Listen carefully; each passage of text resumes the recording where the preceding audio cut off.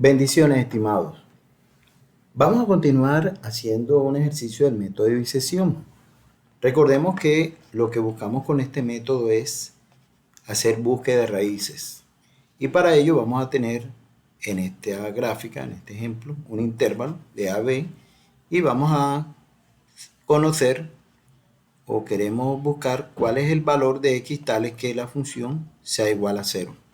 Entonces, una estrategia de esto es tomar el intervalo, lo partimos a la mitad y averiguamos si la raíz se encuentra en el lado izquierdo o en el lado derecho.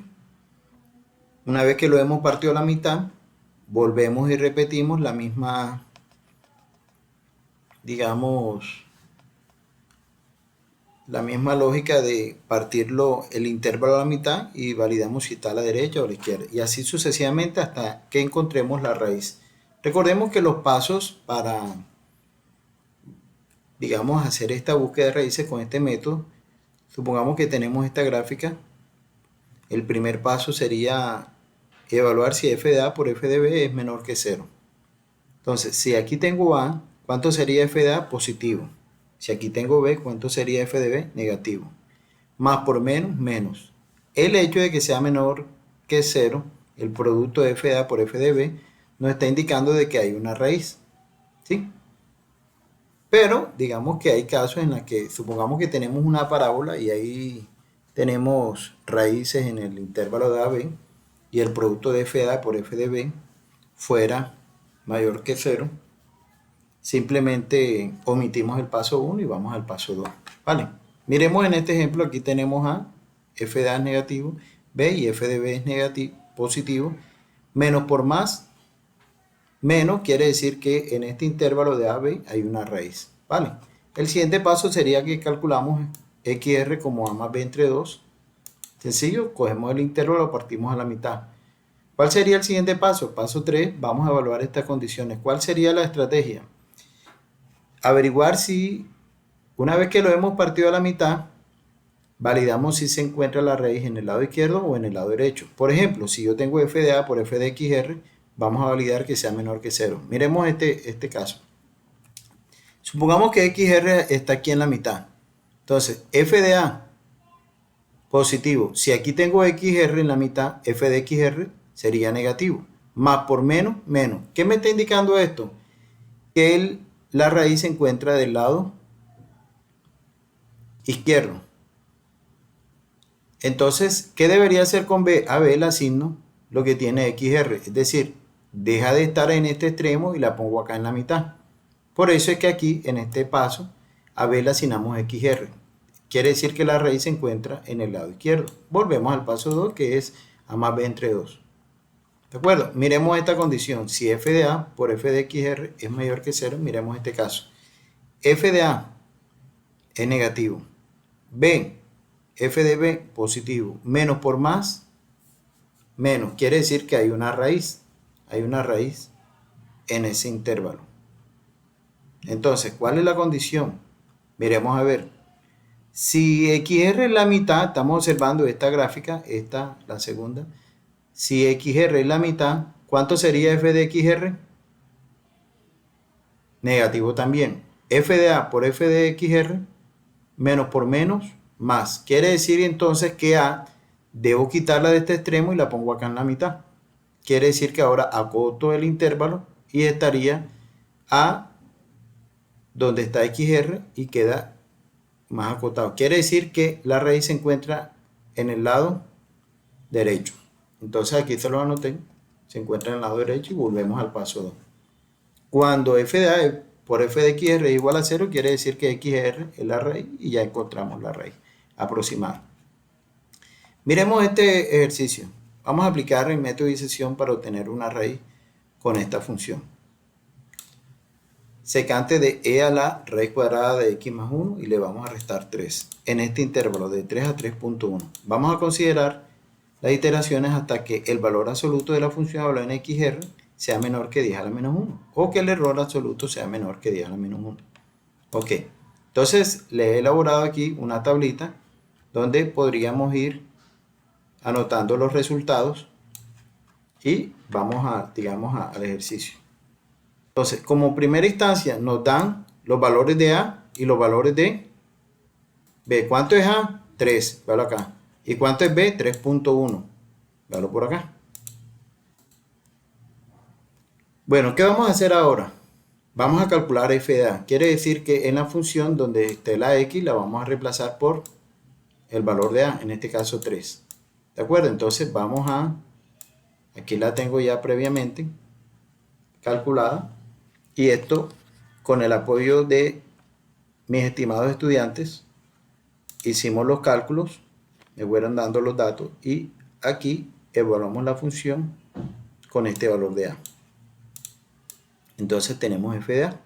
Vamos a calcular f de B. En la función donde encontramos una x, la vamos a reemplazar por el valor de B. Y esto nos daría 0,6307. ¿Qué vamos a hacer ahora? Miremos el paso 1. F de A por F de B es menor que 0, ¿sí? Como es menor que 0, menos por... Bueno, miremos a ver si es menor que 0. F de A es negativo y F de B es positivo. Menos por más, menos. Entonces, como es menor que 0, me está indicando de que hay una raíz en ese intervalo de A a B. Como hay una raíz, vamos al paso 2. El paso 2 es A más B entre 2. Vamos a calcular ahora nuestro XR, que es 3 más 3.1 entre 2. Esto nos da 3.05. Ya con ese dato podemos calcular f de XR, que en este caso será menos 0.2507. ¿Qué vamos a hacer ahora? El error absoluto lo podríamos considerar de varias maneras. Una de ellas es el valor absoluto de la función evaluada en XR, o la diferencia que hay entre el último valor de XR y el anterior. En este caso, vamos a considerar cuál sería en este caso, el error absoluto. Simplemente vamos a calcular el valor absoluto de f de XR y lo ponemos acá. Listo. Si lo hiciéramos de esta manera, el análisis de error, el último XR menos el anterior, obviamente no tenemos el anterior y aquí no aplica. ¿Sí? No aplica tener el error absoluto teniendo en cuenta XR. ¿Vale? Acuérdense que si evaluamos el valor absoluto de la función en términos de XR, lo que estamos buscando aquí es que Y prácticamente tienda a 0. ¿Sí? Bueno, entonces sigamos. Cuando ya hemos llegado a este punto, tenemos que preguntarnos lo siguiente. F de A por F de XR. Vamos a ver, aquí tenemos F de A negativo y F de XR negativo. Menos por menos, más. Quiere decir que es mayor que 0, lo cual a A le vamos a asignar lo que tiene XR. Entonces A, vamos ya para la primera siguiente iteración, y de iteración. A le voy a asignar el valor que tiene XR. Quiere decir que F de A toma el mismo valor de F de XR. ¿Sí? Ahí está. Y B, bueno, B queda igual 3.1 y F de B se mantiene. Listo. Ahí hemos, digamos, reasignado. A le asignamos XR y bueno, B se mantiene. Volvemos al paso 2. ¿Qué nos dimos cuenta aquí? Que la raíz se encuentra en el lado derecho. Vamos al paso 2 y calculamos A más B entre 2. Aquí está. XR que viene siendo A más B entre 2. Ahí está. Listo. Sería en este caso 3.075. ¿Qué vamos a hacer ahora? Calculamos f de XR, que en este caso viene siendo 0.125.